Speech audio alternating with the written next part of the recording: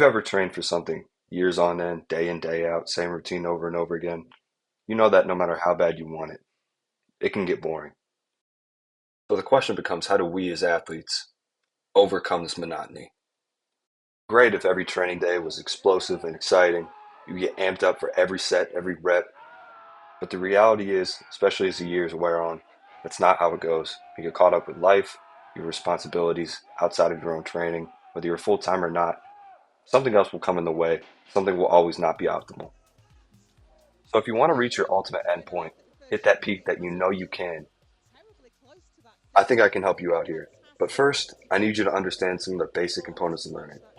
So let me introduce to you the Fitz and Posner model. And I'll go more in depth, but it's basically just how you go from not good at all, pretty good, really good. So the first stage is the cognitive stage. So this is a stage where you're going to have the fastest growth, but also look like the biggest idiot, like right here. But there's really no shame in the learning process. This is a stage where you're going to need the most assistance. If you're playing a sport, you're going to want to seek out some form of coaching. Some exterior feedback is going to be really necessary for you to grow. And you're going to have to be consciously thinking about the motions that you're going through to really get an understanding of it. So if I'm in the gym, this is where I'm maybe doing a lot of variation, a lot of slow reps, lower weight, really trying to get a feel for the movement, ingrain the movement pattern into my brain, and try to seek out progress. So next we have the associative stage, and this is where you're going to spend most of your time. This is an exciting stage because one, you don't look like an idiot, and two, you can start to identify your own mistakes. It'll still be good to have visual feedback from a coach, but your speed and accuracy can improve. You have a better feel, so you're using less of your conscious mind to identify mistakes. You can come back to another repetition, like in this video here with Klokov, and make reps look relatively easy. Although it can be frustrating to spend a lot of time in this stage, feeling like you're stagnating, the biggest step up you'll have from yourself over your former self in the cognitive stage is that you're not as inconsistent as you used to be. Maybe earlier on in your gym career, you go in, have a phenomenal day, and the next day you come in to do the same movements and you feel like you have absolutely no idea what you're doing and you can't make any adjustments. That's really not going to be prevalent in this stage. So our final stage, and the stage that serves as a crux of this video, the autonomous stage. By this point, movement patterns are just that, autonomous. You don't necessarily have to put a ton of cognitive effort into performing the task.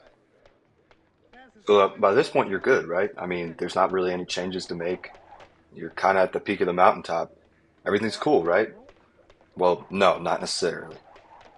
What's really in it for you to keep going when you've already kind of hit your peak? Any amount of progress going forward is going to take much more effort, physically and mentally, than it necessarily would have in the past. So the question becomes, what do we do to keep our motivation? And how do we deal with it when it changes?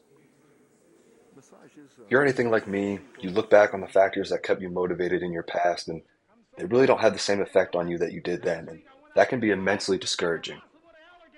It's perfectly okay for, as our lives change, for our training and our motivations for training to change with it. If anything, these changes in our lives and their consequential changes to our motivation can really help us break through plateaus. Take, for example, Charles Oliveira, someone who is largely known as a quitter who broke through the ultimate plateau at a late stage in his career just because his motivation was able to change. Just take a listen to what Joe Rogan had to say about him.